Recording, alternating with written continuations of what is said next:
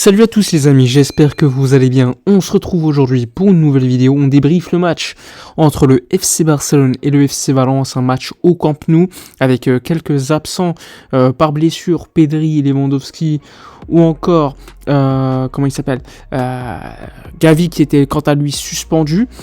Donc une équipe, et aussi Dembélé qui était absent, une équipe on va dire remaniée à partir du milieu et de l'attaque, puisque la défense était évidemment attendue. Baldé à gauche, défense centrale Araujo, Christensen, Koundé à droite, Ter Stegen au but, et le milieu de terrain Busquets, De Jong, Sergi Roberto au milieu de terrain pour être associé aux deux autres, et ensuite une attaque Ansu Fati, Ferran et Rafinha. Côté FC Valence, beaucoup de nouveautés, certains joueurs qu'on connaît.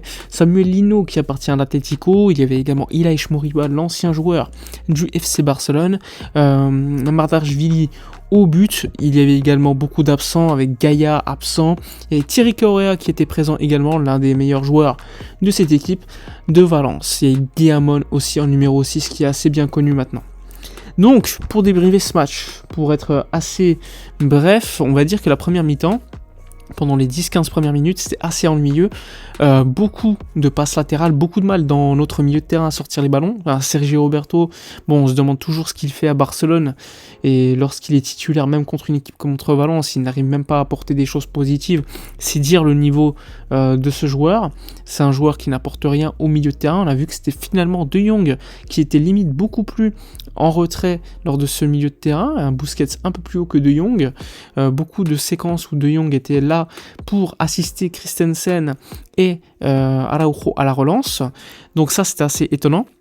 Une équipe qui avait beaucoup de volonté de passer sur les côtés. On l'a vu Rafinha qui a distillé pas mal de passes sur son côté.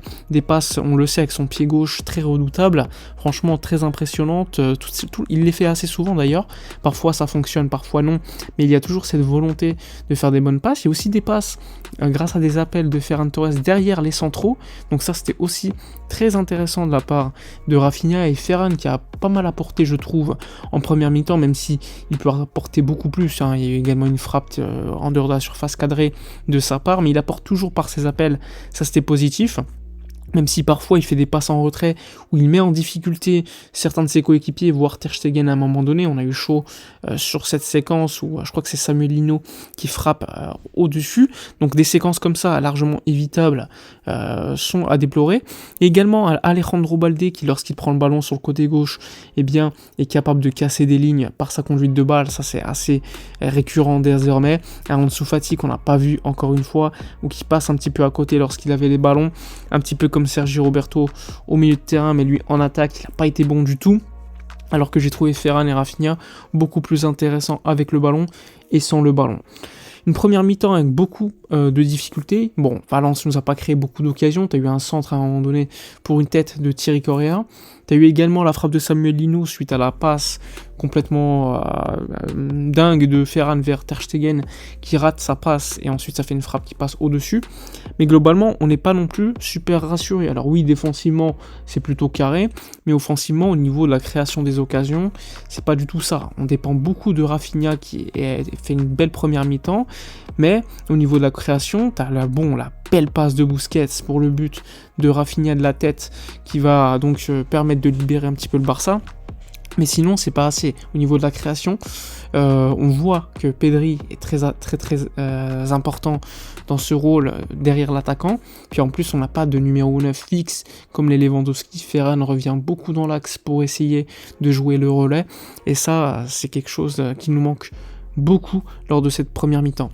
Alors oui, à la mi-temps, ça fait 1-0 pour le FC Barcelone, mais c'est pas un grand Barça, encore une fois, dans la continuité de ce qu'on a vu contre le Real Madrid, mais là tu es à domicile contre Valence, qui est 19e du championnat, donc c'est quand même assez songeur. Il y a beaucoup de joueurs qui n'apportent pas assez. On a vu en première mi-temps, les 15 premières minutes, un De Jong qui ratait des contrôles, un Busquets pareil, c'était assez étonnant.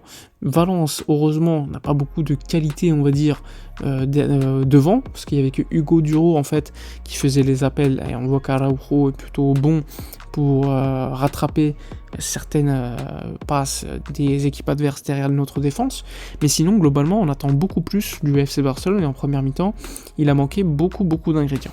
Concernant la seconde mi-temps, on a fait un changement. Alors, selon les médias, Frenkie de Jong sort pour Kessie pour des raisons tactiques et pour le repos. Assez étonnant, mais bon, c'est le choix d'Oscar Hernandez et de Xavi Hernandez. Donc une seconde mi-temps dans la difficulté, même si la seconde mi-temps avait bien commencé, on a eu des occasions, on a eu évidemment le penalty provoqué par Jules Koundé, tiré par Ferran Torres qui voulait tirer absolument le penalty, Ansu Fati qui n'était pas forcément pour laisser Ferran tirer, donc évidemment ça a mis peut-être aussi beaucoup de doutes dans la tête de Ferran qui a complètement loupé ce penalty, c'est un tape le poteau. 2-3 minutes après, Ansu Fati prend le ballon, tape le poteau une nouvelle fois, on arrive à l'heure de jeu et là tout le match change puisque Araujo, suite à une remise ratée de Koundé, fait faute, prend un carton rouge, donc il sera suspendu pour le match contre l'Athletic Bilbao la semaine prochaine, grosse perte pour nous, et on finit donc le match à 10 contre 11, donc pendant 35 minutes, on va faire que souffrir, on va réussir à sortir 2-3 ballons, mais globalement ça va être très compliqué. Défensivement, il n'y aura pas beaucoup de situations très claires pour Valence, mais on va souffrir défensivement, on va souffrir au niveau des récupérations de balles, c'est logique 10 contre 11, mais encore une fois, un match qui était très facile, tu te le rends compliqué. Normalement, un match comme ça, c'est 4-5-0. Une équipe de Valence qui n'arrive pas à créer d'occasion, qui est très faible défensivement, qui laisse beaucoup d'espace. On a vu pour moi Ansu Fati et Ferran qui commencent à se poser la question de qui va tirer le penalty. Pour moi, c'est pas bon. C'est pas bon parce que déjà tu mets du doute sur celui qui va tirer. Il se dit bon, si je le rate, mon copain sera pas content, etc. Ça crée en fait des doutes dans la tête qu'il n'y avait pas forcément au départ. Donc ça, c'est très négatif et il faudra régler ce souci rapidement. Spécial quand même message pour Rafinha qui fait un match énorme, même défensivement en seconde mi-temps. Il a cavalé, pour moi c'est l'homme du match, il a été énorme défensivement, même offensivement c'est le créateur de cette équipe, même en seconde mi-temps c'est lui qui fait la passe pour en dessous qui tape le poteau, donc pour moi c'est l'homme du match, un homme du match avec Christensen défensivement qui a tenu la baraque, un Koundé qui a fait cette erreur défensivement qui a causé donc le rouge de Ronald Araujo qui s'est d'une certaine manière sacrifié, même si je pense qu'il aurait peut-être dû laisser l'attaquant de Valence prendre le ballon et un petit peu d'avance, parce que là tu te mets en difficulté pour la semaine prochaine, et peut-être qu'on aurait à 11 contre 11 continué et peut-être marqué un but et finalement gagner ce match. Donc ça aussi c'est une situation de difficulté. Bon, le plus important on va dire, c'est le clean sheet de nouveau, les 3 points, but de Rafinha, un match encore une fois dans le contenu très bof, voire mauvais.